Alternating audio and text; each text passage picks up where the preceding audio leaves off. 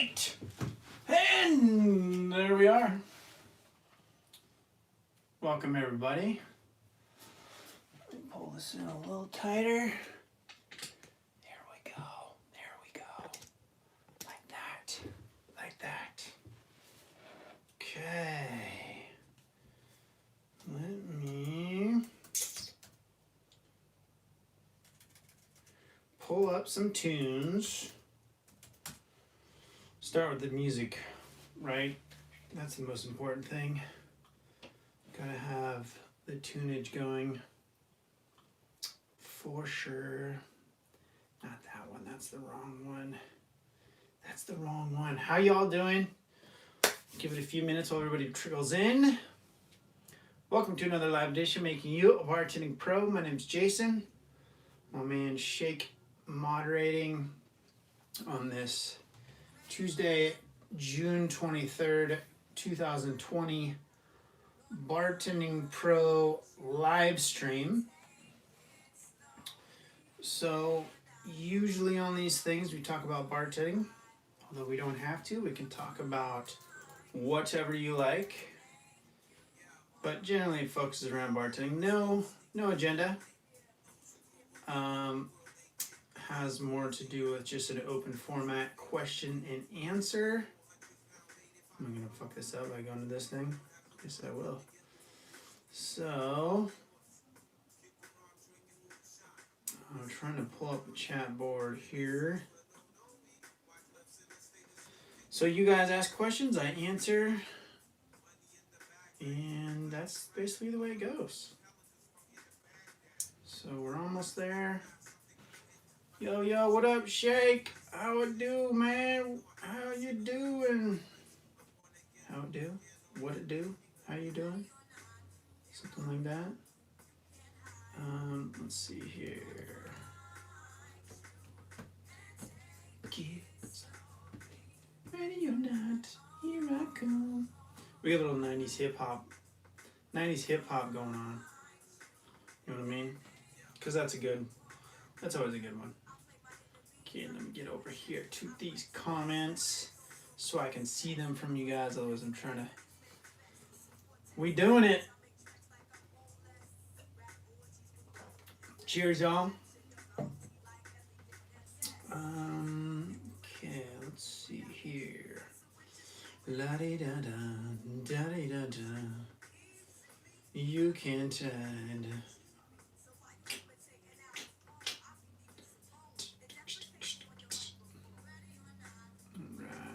So,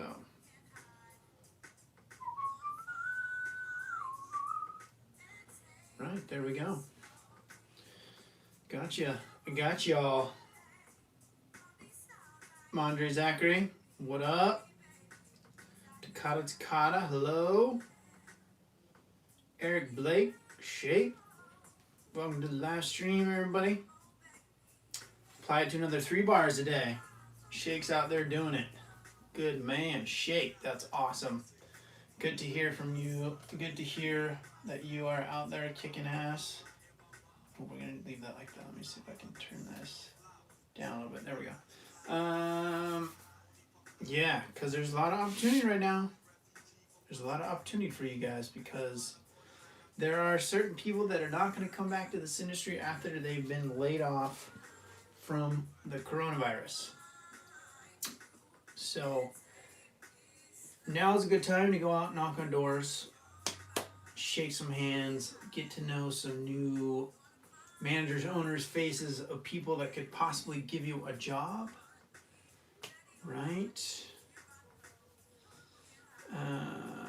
Shake like buddy. Takata. I'm trying to kick some ass if they let me.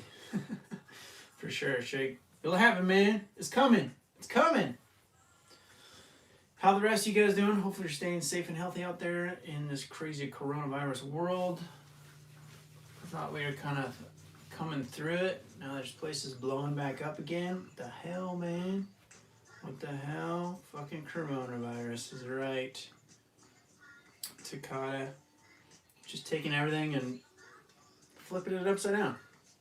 Right when we thought we had it figured out, curveball. coming at us. Andre Zachary, do you have an actual website? Just curious. Yes, it's called bartendingblueprint.com. HTTPS. I'm going to put it on here. Oh, Shake's on it. My man. That's why I pay you the big bucks. Shake beats me to it.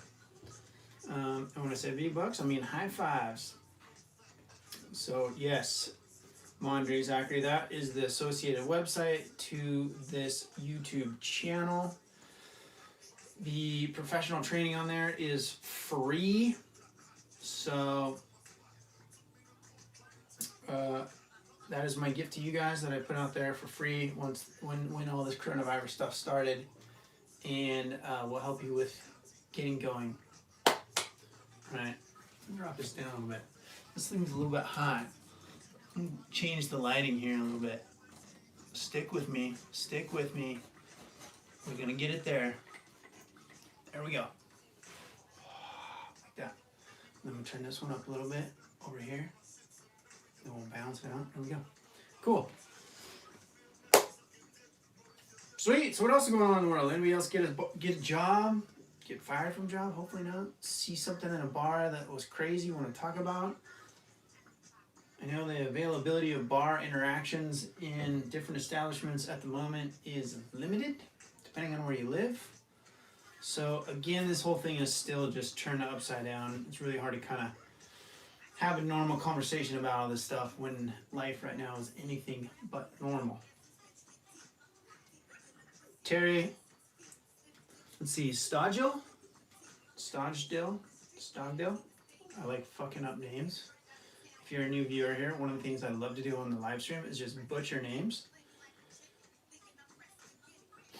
Trying to start bartending at the age 52. Is that unusual? What challenges come with that in the industry? It's a really good question, Terry. Like Shake says, absolutely never too late to start. One of the best things to help guide you when you're starting out, and this is true at any age, in terms of the types of bars that you'll have the best opportunity to work at, is to kind of think about the places where the people your age roughly tend to frequent. So while it's not out of the question at all in any sort of scenario as possible, at the age of 52, Terry, you're probably not going to be looking for like the banging nightclub scene, right? You're probably going to be looking more for like a restaurant or like a hotel lounge type situation. Fine dining is a really good one to look at. That is an area where you'll find more of the seasoned veterans in the service industry that have decided to kind of stay in the industry long term, and you know, maybe in their 40s, 50s, 60s plus in that industry. And there's a lot of good opportunity because of the cost of going to those establishments. You can make good tips, right? A little more expensive atmosphere establishment, you're going to make better tips. So while you might not have a you know, let's say if it was you're equally matched with someone who's your spitting image, but they're 22 and you're 52, if you both apply at a nightclub and you have both the same level of experience, just for an example, they're most likely going to choose that 22-year-old person. Now, age discrimination, it is just that. It's discrimination. It's not allowed. Doesn't mean that shit doesn't happen all the goddamn time. Now, it's the other way around if you're talking about the fine dining place. If you're both evenly qualified for the job, he's 22, you're 52, you're most likely going to get the nod in that type of situation, just because, again, it reflects the clientele of the establishment, which is kind of what the people, you know, the people that are going into a more, let's say, mature environment may not necessarily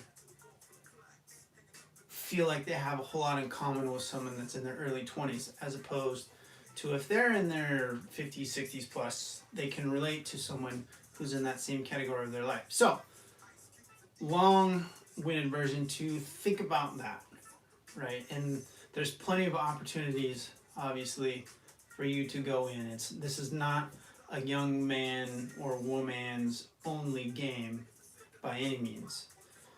I think one of the reasons that you tend to only see younger people in this industry is that when you do it for a really long time, it becomes just, you get kind of jaded and just kind of, it's a challenging industry to work in for a really long time.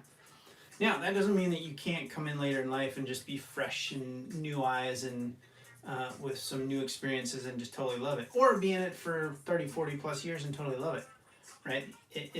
You'll just find a lot of long-term service industry people that kind of get into it in their 20s just because of how, for whatever reason, that's kind of the time of life when people tend to get into this industries in their 20s and 30s.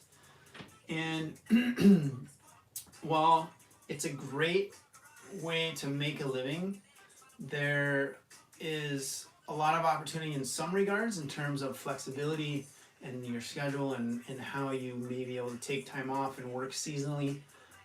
There is lack of opportunity in other aspects. Like there's not always a lot of retirement opportunities. Now, it's not always the case. Some places totally offer retirement and, sort of 401ks and all that kind of shit. But I've heard that song too much, so we're gonna skip that one. You can't, there's a million ways to spin the story of how you get into the industry and why. So, yeah, absolutely. Don't let a late start, late meaning just later than average, mean that you will have any sort of problems or disadvantages.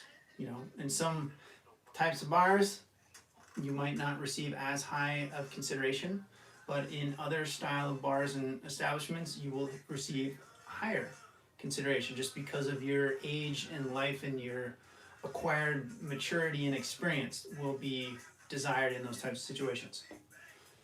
So, I'm gonna roll through some of these. Sorry if you guys some of these. Get a little Tupac. There we go. So yeah, hopefully that answers your question, Terry. As Shake says, one of his favorite bartenders is around that age. Yeah, Takata, we need to work in somewhere. So we board at home. No shit, man. For sure. Gerardo? Saracero? Am I saying that right? Saracero? Hello, watching from my empty bar in Washington State while I make drinks for the restaurant. Right on. Gerardo, welcome. High five up in Washington. I'm just below you. I am down in Oregon now, back to my hometown in Central Oregon. So not far from you. Making drinks for the bar, empty bar, but there's some people in the restaurant. Gotcha. I see what you're saying. Well, at least you're working. At least you are working, my friend. That is fantastic. Terry says, I got hired at tourist riverboats as they started opening. First shift last weekend. Nice. How did it go, Terry? Fill us in, buddy. Andre, nice site. Excited to check it out in detail. Yeah, absolutely, Andre. Definitely check that out.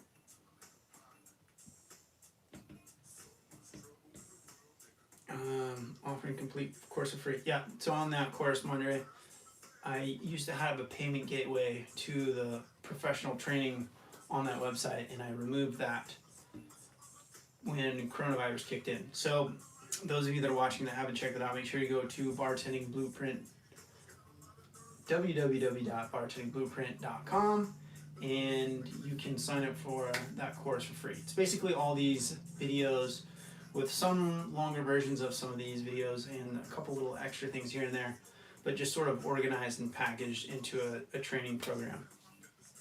So those are completely for free for you guys. Thank you, MK. Welcome. Good to see you again. And yeah, that's just, again, part of my way to give back. This whole bartending pro thing in this website. Initially, I set that up years ago because I wanted to try to sell bartending courses and hopefully turn that into, you know, like a full-time job or whatever. But it's not a big enough niche, and or I just didn't know how to do the fucking website shit in the right way, because I just didn't have the patience to do all that stuff. So the lessons on here tie to that, and so it's great for me to be able to turn this into a way to give back to you guys, to help you get into this industry and learn, since nobody's really talking about it from this perspective of how you get into the industry, how you get started. So anyway, okay, what else is new? What's happening? It's getting hot. It's getting hot. Summertime feels like summertime over here. I don't know where you guys are at, but in Central Oregon, it is hot all of a sudden. I know, I think, was it last week we were talking about? It was like cold out. I was wearing a sweatshirt and shit. It was late. It felt like early springtime, but now it is full on summertime. It's about 100 degrees on the other side of this wall outside there. I can feel it coming through. It's cooking me. Not really, but yeah, it's a toasty one in the neighborhood. Summertime's coming. Scorching 86 here in Eastern Washington, says Gerardo. Yep. Hopefully, they're claiming hopefully that will kill off some of the coronavirus. Hopefully they're right about that. Terry said it went well. Set up and take down of the dock bar. Not too busy. Watching all your drink video recipes to be more confident. Excellent, excellent. I have a series of new videos that are going to be coming out, Terry, that are about customer service. There's a lot of that stuff already on there, so make sure you go through all the Bartending 101, which is kind of your basics of how-tos of doing your day-to-day stuff. Also watch like the Working Bartender playlist, because I've kind of, every single video that I put up is associated. I'll put it into the correlating playlist so that you can kind of go through and watch that stuff. And work on your people skills. Obviously, you know so you said it was a river, what's it called? River, what did you say? Say that again.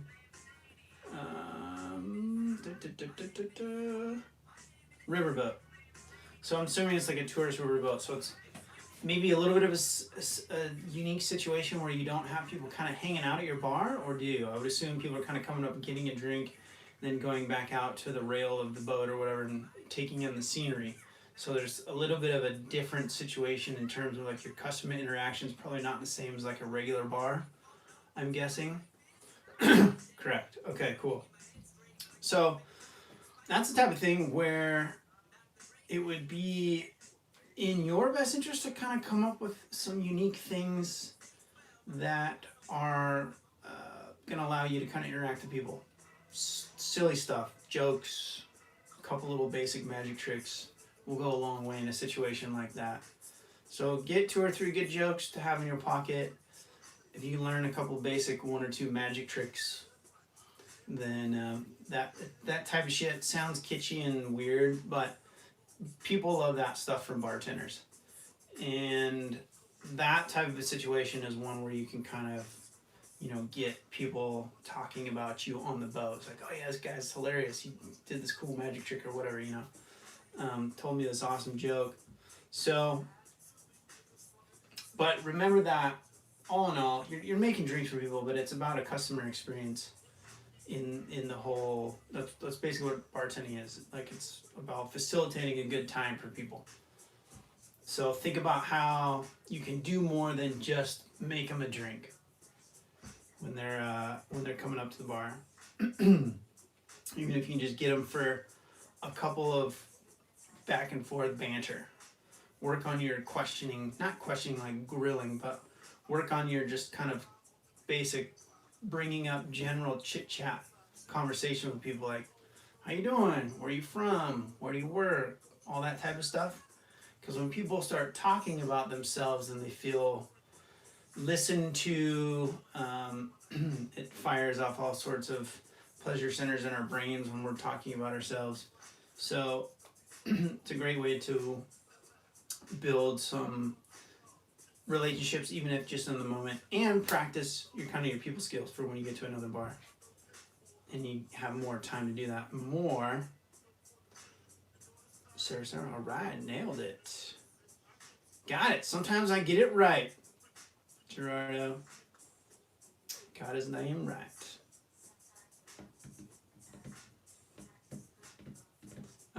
Let's see here. I feel like I missed something up here. Nope, got it. Okay. Katrina Gusant. Am I saying that right? Katrina Gusant. I like to fuck up names, as I was just talking about. Is it okay to date a step-sibling? Well, I like how we're taking this in a different direction. I would say it depends on your age and their age. If you're both consenting adults, then yeah, it shouldn't really matter, right? Shouldn't really matter. Although the sibling thing gets a little bit weird. And especially if you're in the same house, I would definitely not do that. So that's one of the more interesting questions I've ever gotten on this channel. Thank you, Katrina. Or Katharina, am I saying that right? Catherine? How do you go by?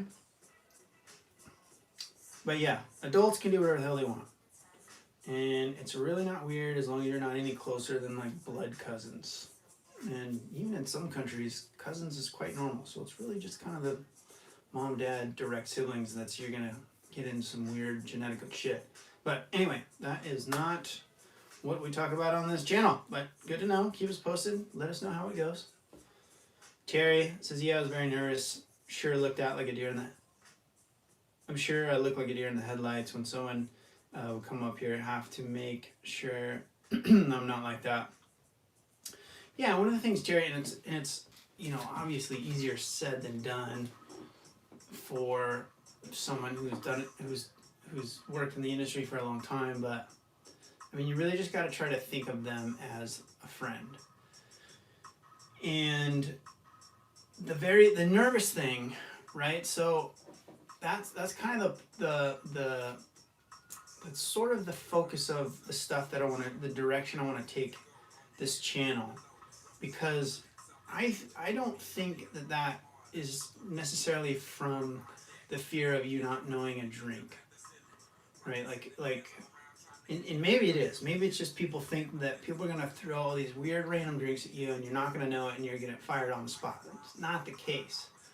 Most of the time, I'm sure as you saw, Terry, people order very simple, basic, self-explanatory drinks, beers, pour me a glass of wine. You know, there's not a bunch of crazy shit going on. So a lot of the kind of nerves and anxiety that people feel, it's that same kind of thing when you're speaking in public, kind of thing when you stand up in front of the class and have to give a presentation, like you're on the spot. So know that number one, that most people don't care. Even if they order something you don't know, it's all right. You can just ask them how to make it, what's in it. If you really can't, if you don't know after that, ask your fellow coworkers or bartenders if they don't know, or they're not there, you're by yourself, then you're like, I don't know, you don't know, here, let's look it up real quick. Or look it up on your phone, tell them to do it, right? Get them involved. So nobody's gonna freak out and get mad at you, you're not gonna get in trouble, especially if you're brand new, right? And you can always blame that. It's like, you know what? This is literally my first weekend, you know, now this is my second weekend on the job. I just started. Think I got that? Just give me a second, or tell me what's in that again. You know, just be completely honest with people is going to be your best policy, really. So don't try to pretend like you know a bunch of shit if you don't. But remember that people don't care. And remember that that anxiety that you feel is in your own head because you feel like you're on the spot and you're on stage, when really they're not even thinking about us. They're thinking about, they're on a date with somebody and they're trying to impress them. They're trying to think of the next thing they're going to say, or they're with their family on this cruise and they're like, fuck, I can't wait to get out of here because I want to go meet my friends. And like, they're not worried about you unless you do something outlandish like take a fistful of cherries and throw it in their face, then they're going to think about you and pay attention a lot more. But otherwise, it's not about us.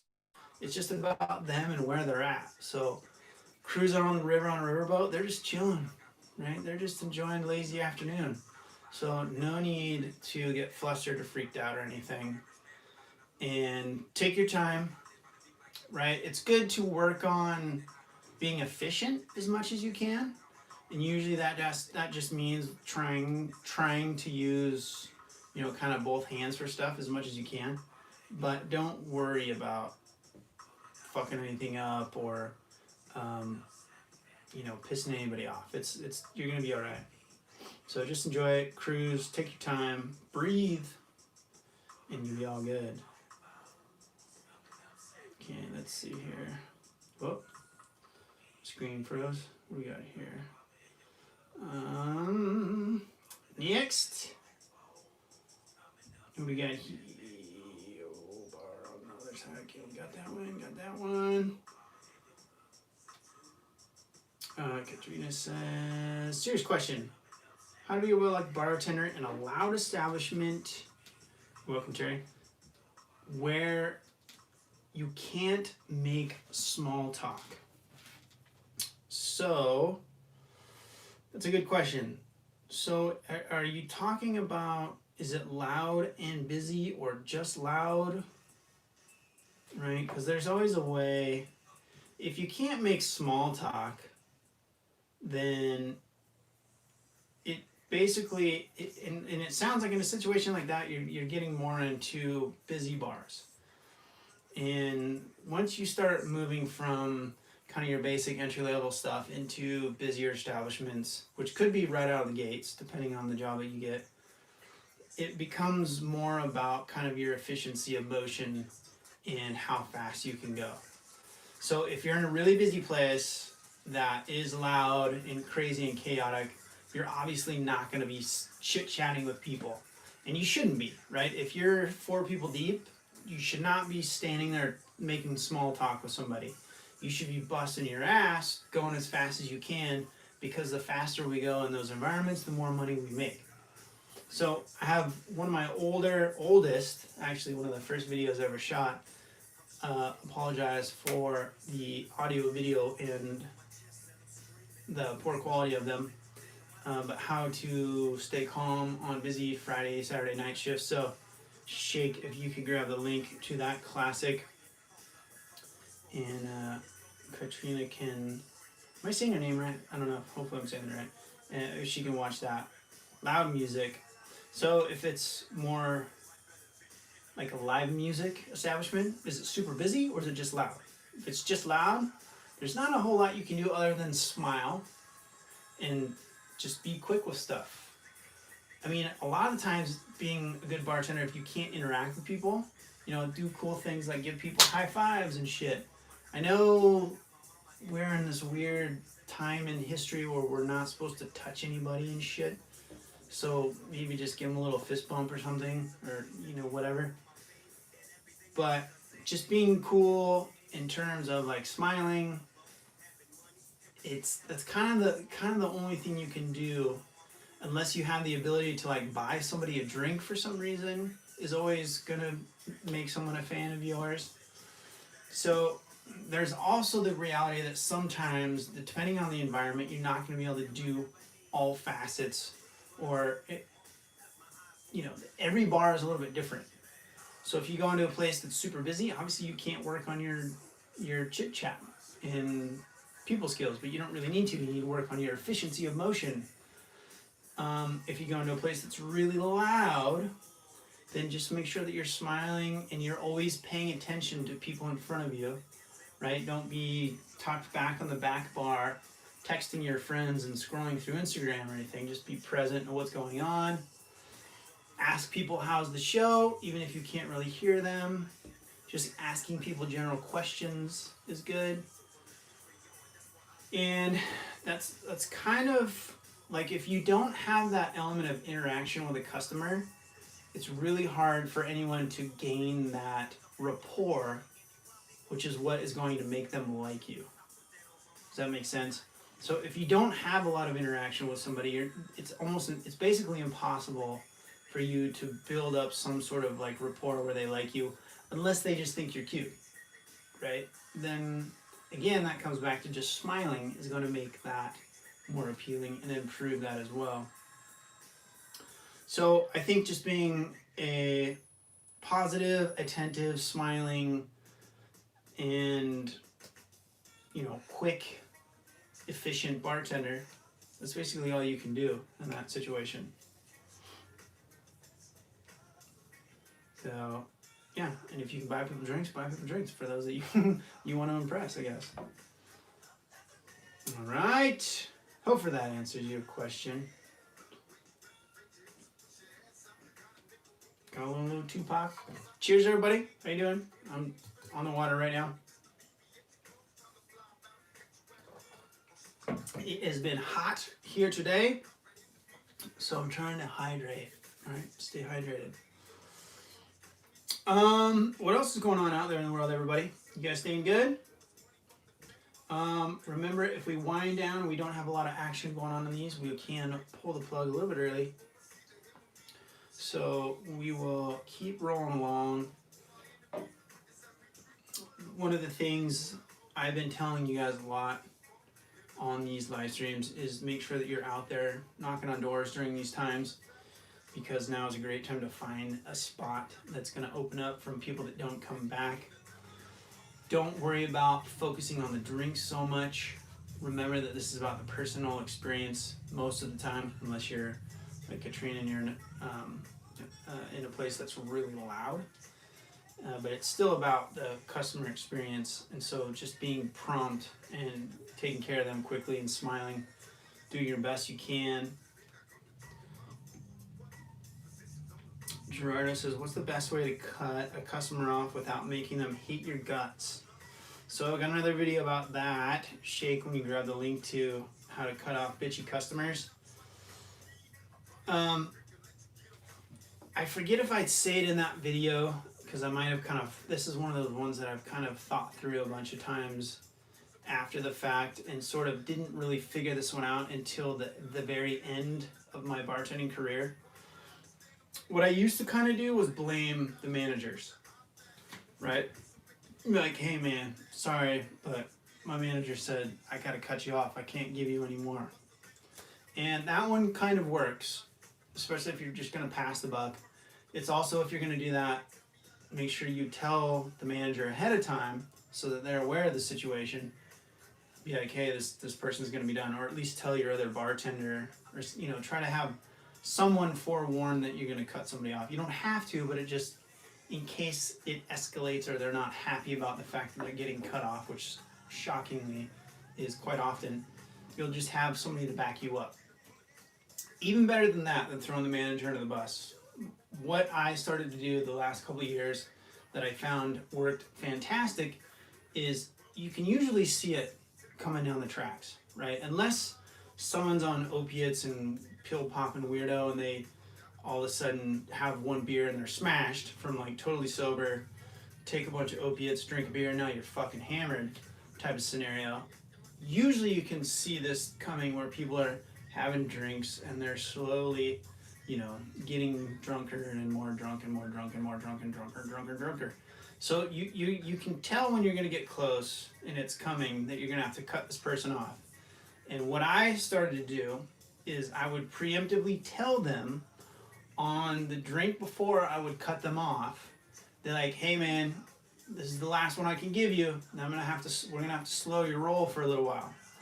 So you're giving them a drink, they get a full drink, and you're warning them that you're gonna cut them off, right? So you're anticipating, this is not hard to do, trust me. We generally, as bartenders, will push this further than we should. Most instances of when we cut somebody off, it should have, most of the time in my experience, should have been done 2+ rounds ahead of what we did. So,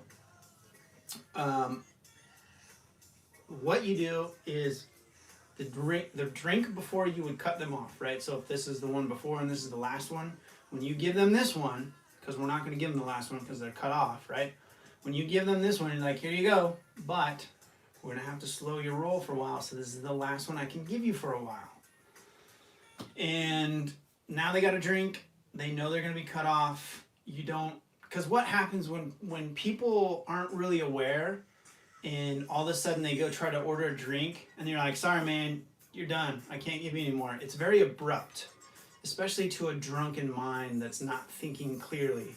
That it feels like a slap in the face. And that's why so oftentimes when you're drinking or when you cut people off, it gets tense. Not tense like dangerous. It just gets people, it ruffles their feathers because they feel like they're being reprimanded by their adults and they're a child again or something. So if you can tell them ahead of time that basically that like, hey, I'm going to cut you off, this is your last one, it tends to smooth a lot of that out because they get their last drink. It's not a shocking, abrupt statement that like, hey, you're a derelict fuckface, you need to stop drinking. And it makes the whole thing a lot simpler. Now, a lot of times, good 25 to 50% of the time, they'll still ask for that next one. And be like, remember, I'm sorry, man, I can't. I can give you some water or something, but we're not gonna be able to do any booze for a little while. And so it makes it hard for them to have a complaint about that because you already told them before their last whole drink that they had. And they'll usually at that point be like, all right, no worries, close me out. And then bang, problem solved. Every once in a while it escalates and you have to throw some guy out who's just going crazy, but that's pretty rare, very, very rare. And so that's my best answer for that one. That video was in reaction to somebody that had a really bad experience with someone that was just a raging bitch. So it kind of slants that way, but take that technique with you. Gerardo? I think we already got that right? Cero. Mr. Cero. So I hope that, keep the vids coming. They're most helpful. Absolutely, Terry. Tons of them more coming. How to handle customers if they get rowdy. Nice. That's another good one. Thank you, Shake.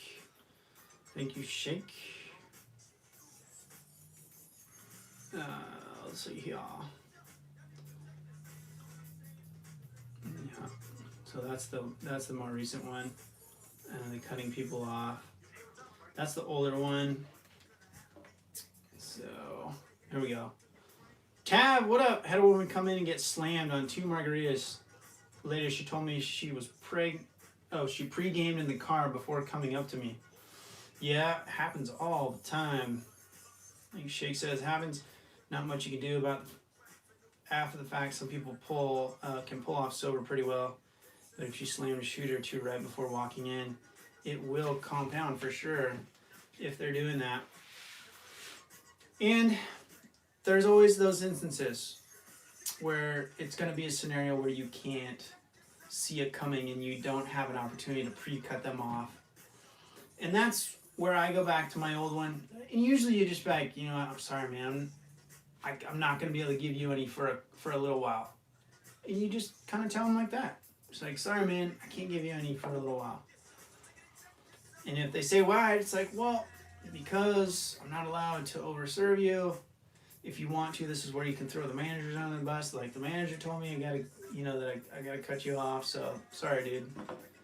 And that is just part of the job, right? In my opinion, that was one of my least favorite parts of the job, was cutting people off, just because I just hate confrontation. That's just my personality.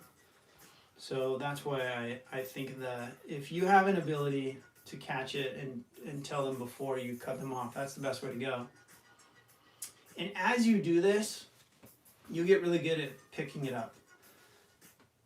I have, just from doing this for so long, you learn how to read people really well.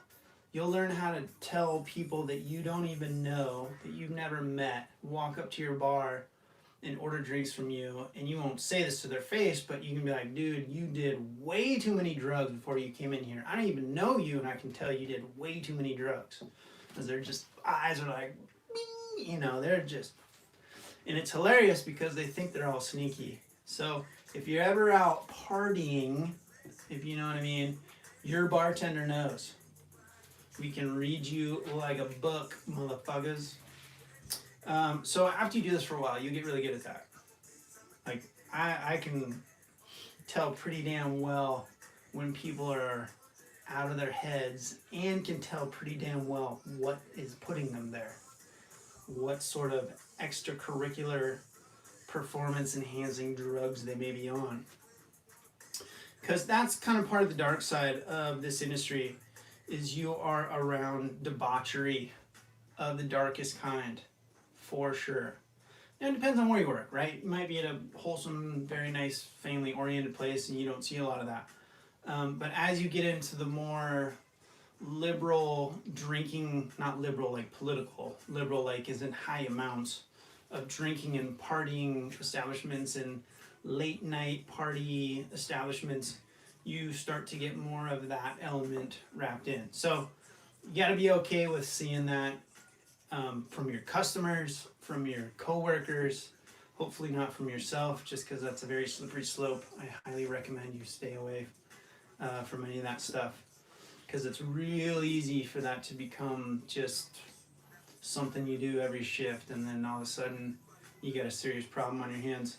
So be careful.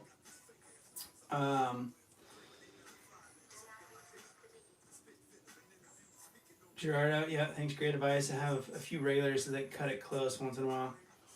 And and regulars are hard, right? They're especially sensitive because you do have kind of that relationship with them a little bit. And I think the preemptive, you know, this is the last one I can give you for a while thing, is especially helpful in those situations, because it softens the blow for sure. And if they're regulars, you kind of know their tell. People, like in poker, they have their poker tells. People in drinking, once you get to know them, they have their tells of when they get to a certain point. It's like, I can tell Bob is fucked up. So you can tell when Bob's getting toward his last one, of when you're like, all right, Bob, this is the last one you're going to get for a while. And if you have that rapport with him, you can also have fun with it too, right? Not in a condescending way. And be like, all right, Bob, you get a little crazy, man. Don't make me call Mary. This is the last one you can have for a while. So the more stuff that you can have to pull from their actual life to talk to them about helps as well.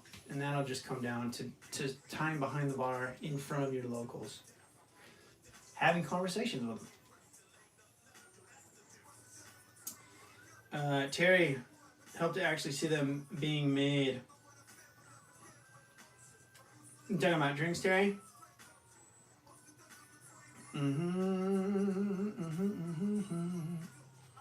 Oh, are you talking about the videos and whatnot? Yep, absolutely. Absolutely. There's still a bunch more of cocktail recipes, drink videos coming too.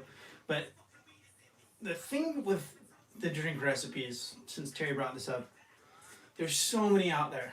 I mean, really, there's kind of a core base of common drinks that your everyday man and woman knows.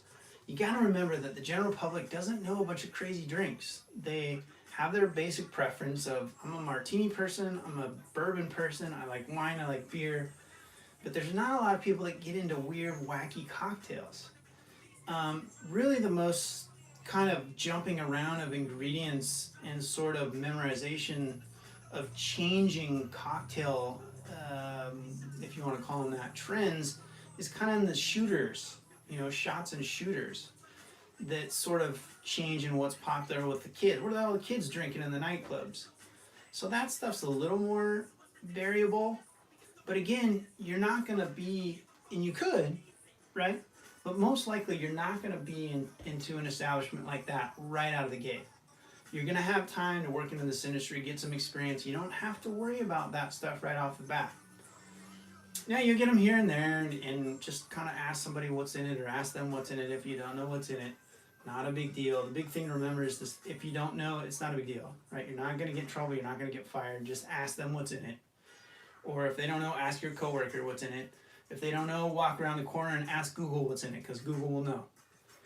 And yes, even somebody who was behind a bar for 17 years, I did that a couple times. It's not a fucking big deal. As long as you get them a cocktail in a reasonably short amount of time, they're stoked.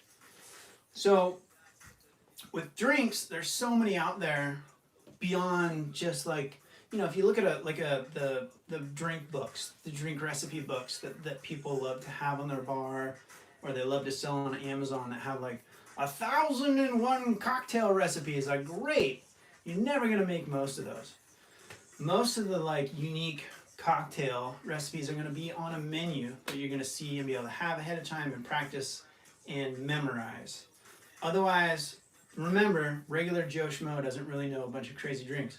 So don't get caught up in trying to memorize a bunch of drinks, because you're going to go to an establishment and you're going to make a range of 10 to 20 drinks-ish that you'll make on a regular basis all day, every day. And that range is going to vary depending on the type of bar that you work at. You might work at this sports bar over here, and you're going to make this range of 10 to 15 to 20 drinks over here. And then if you go over to this like fine dining place, you might have a few overlap, but you might have a different style of couple of drinks that are a little more classic martinis, Manhattan type things. So what type of drinks you're going to be making the most of, you won't really know until you get memorizing a bunch of drinks. Sorry about that cut out there. Don't worry about trying to memorize a bunch of drinks until you start to figure out the type of establishment that you think you're going to start to work at. And you can also kind of look at the type of places that you want to work at, look at their menus, look at the style of drinks that they have. And if that's a place that you really want to work at and you're knocking on their door once a month, you know, once a week, every other week, every third or fourth week, and then at least once a month on an ongoing basis, because you really want to work at that place, which is how you'll get in there. And especially if you're willing to take a position that's not just bartending, then you'll eventually be able to move into bartending as long as you show yourself as a valuable employee. Then you can start to focus on those style of drinks and learn what those are. But otherwise, you could potentially focus all your time and energy to learn a section of drinks over here, but maybe you work at a bar that you make these style of drinks over here. So you spent all these days and hours and weeks and months learning all this shit. That's great, you know, it's good to have that knowledge in there, but for the job that you're doing day to day, if you don't use any of those, that's time that's lost and burned until you eventually go back to a bar where you might make those. So focus on the customer experience, focus on understanding that we fit into a business and how we work and complement that business, how this is about creating memorable, unique experiences for people. Learn how to just have easy conversations, chatting with customers as much as you can. And know that this is not about us. This is not about how much we know, what drink recipes we know and have memorized. It's just about them while they're out with their friends or their family, or they're on a date, or they're with their coworkers, just having a beer at happy hour. That's all of this is about. And as you get into places that are a little more, I don't even want to say memorization heavy, like in styles of bars that you might need to know kind of some popular drinks here and there, those type of bars and establishments are going to be really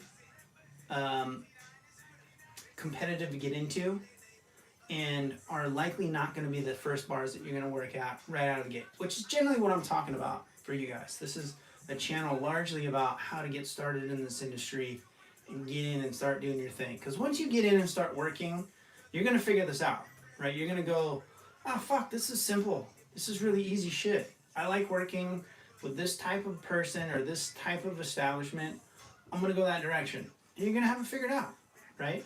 So somehow this industry, and again, this is sort of my bone to pick with bartending schools, is they have painted this as a boogeyman. And sure, it looks cool and it might look very magic and mystical, but bartending is a very, very simple job. Every person I've ever worked with over my career, God love them, great friends and lovers and whatever along the way, Very simple people. There's nobody that, I didn't work with any fucking Einsteins or just brilliant people. Of course I did work with some very smart people that were going to school, whatever.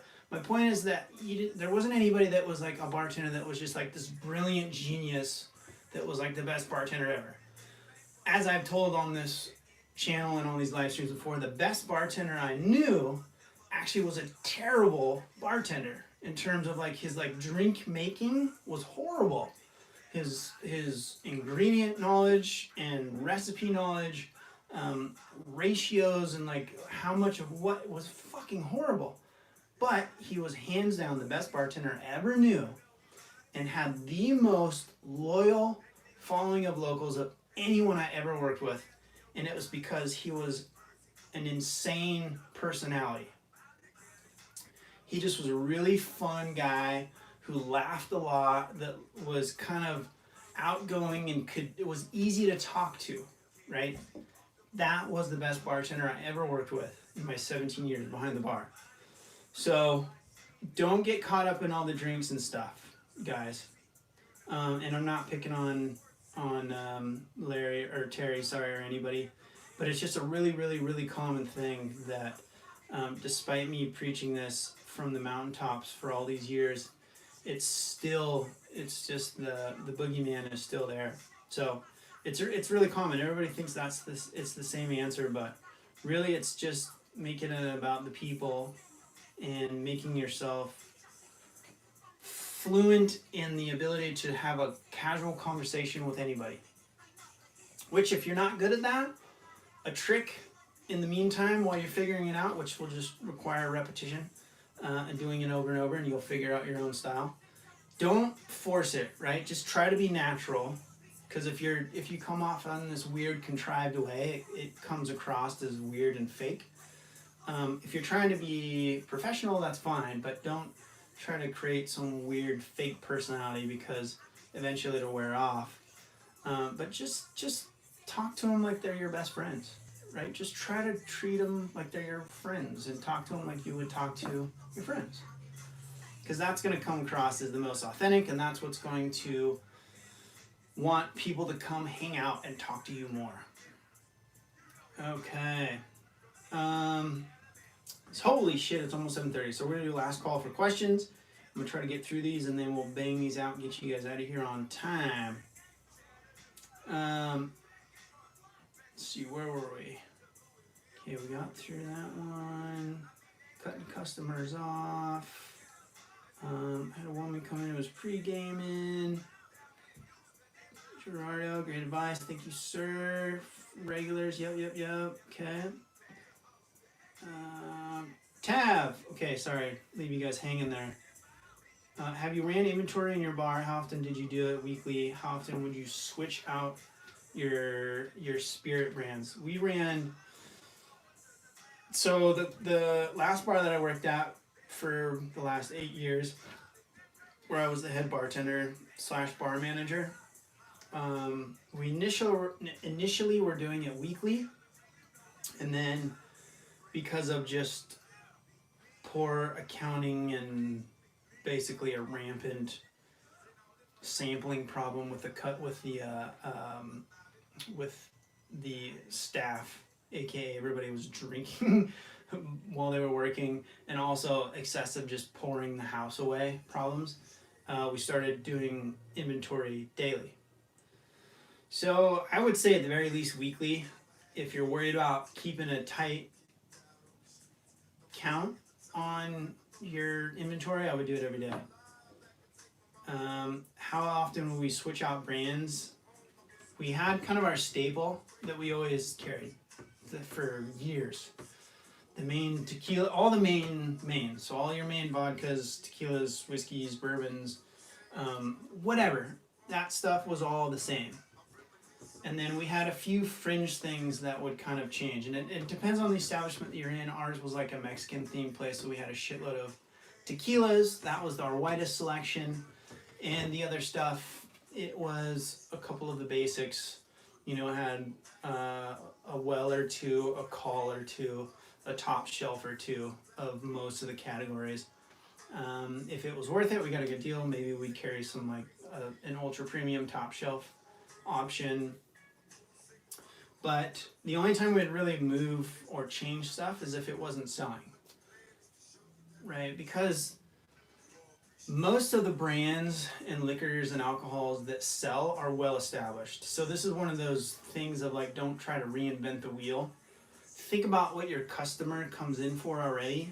If you're a martini bar and you try to shove 50 different whiskeys down their throat, guess what? That shit's not gonna sell. So you need to think about your customer that comes in, why they're there, what they prefer, and cater to that. Now that doesn't sound as exciting and fun and sexy as if you're a mixologist and you want to come up with a bunch of whiz-bang cocktail recipes. Unfortunately, the reality of the situation is not about us and what we have in terms of our whiz-bang selection. It's about what they want. So don't overcomplicate it and just think about what they like. What do they come in for? Because that's the stuff that's going to sell. Don't make it harder than that. So really the only time we really brought in new spirits, because the place that I worked at had been there for fucking 20 some years when I was working there. Their relationships with all the main distributors was well established. Our orders every week were basically copy paste, and sometimes they would come in with ridiculous deals of buying a case of this or a case of that, and we'd give it a shot. If it sold, we might pick up another case or two down the road, but it's generally didn't. And we had racks of free stuff that was usually, you know, sweet liqueur things that they were trying to pawn off on us, the liquor distributors would, that just wouldn't sell, right? And so we'd have to run these stupid shot deals that nobody really liked for, you know, $2, $3, $4 just to get rid of the crap. But it's your staples, right? Staples, stick with that. And I know it's not as sexy, but if you really want to get creative and come up with new stuff, take those main popular ingredients and just add some fresh elements to them so that you can make sort of a craft version of something if you really want to change it up. That's what I would recommend. Because I know anytime we veered way off course and tried something kind of radically different, it didn't really work. Another place that I worked at previously, we made an infused tequila before that was ever really a popular thing, like hand-fused tequila. That kind of picked up a little bit of steam, but it still never sold as well as the main staples that moved through the bar. So hopefully that answers your question there, Tab. Sorry to leave you hanging there for a while.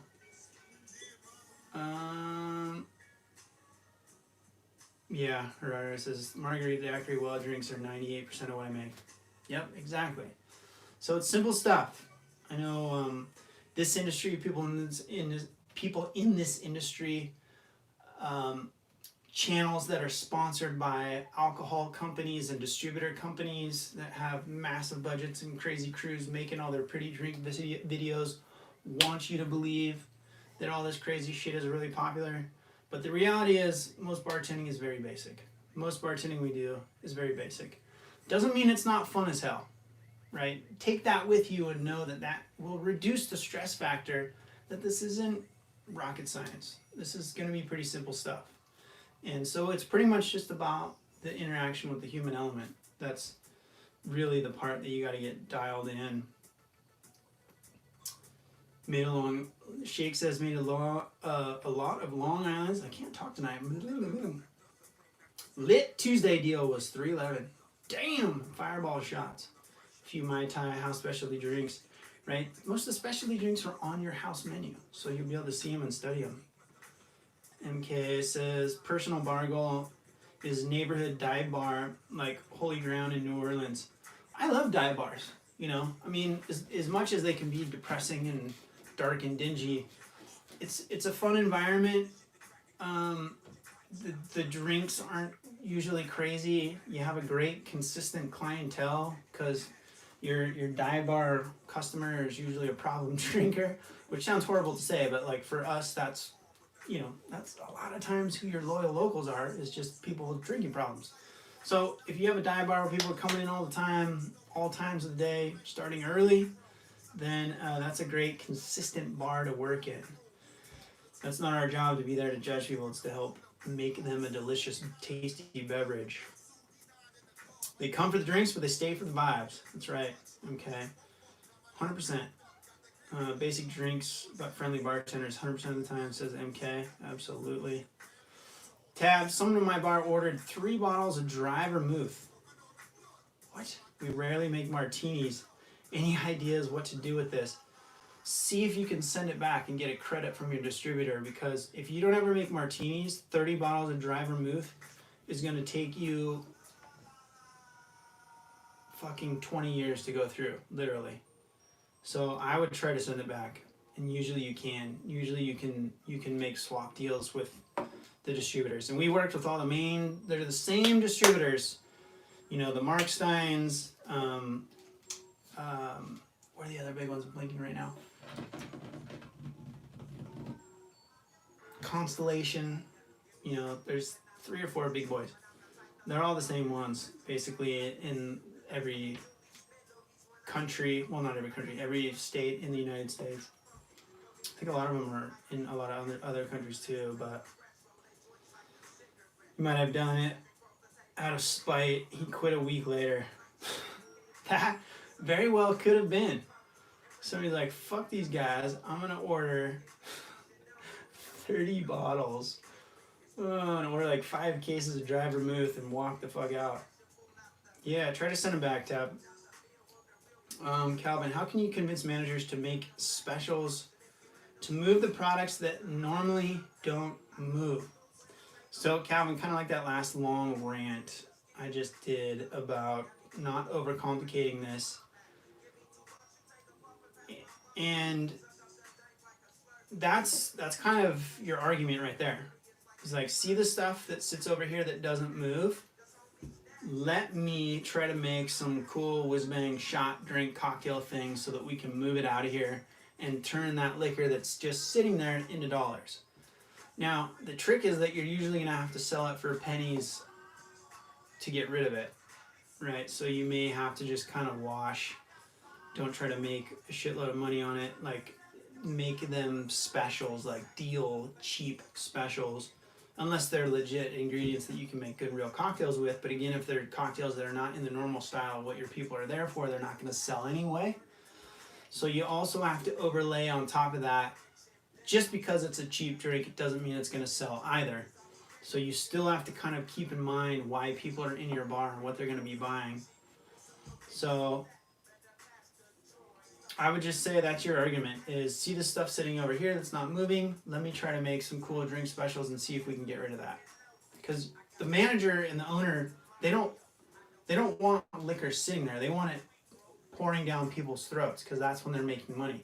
If the bottles are sitting on the shelves, that's just money sitting there. That's stuck in inventory that's not going into their bank accounts.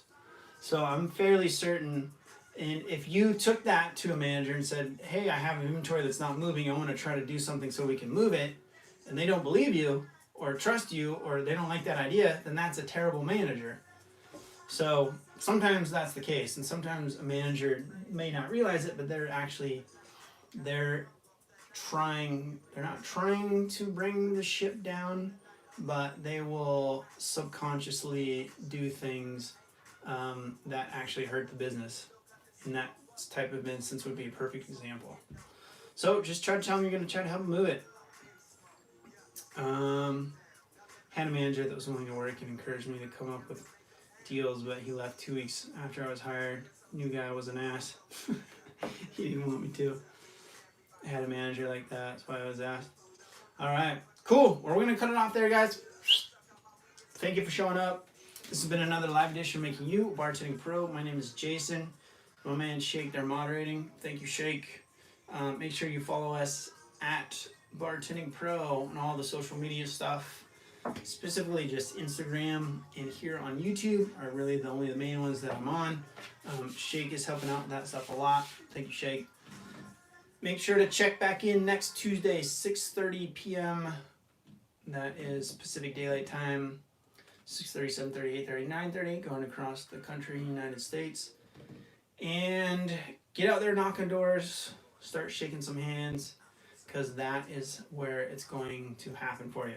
Don't wait till you're ready. You're never going to be ready in your own head. Just do it. When I started this, I didn't know shit. Didn't know how to pour, didn't know a single drink. I never even thought about bartending the first time I walked into my first shift on the job. And that story for another time, or if you've seen any of these live streams, I've told that story a few times. So make sure you subscribe if you haven't. Turn on that little notification bell, and that way it'll let you know when I start live streaming, when we do these, and let you know when there's new videos posted to the channel. All right, you guys have a good week out there. Stay safe, stay healthy. I will see you soon. Cheers.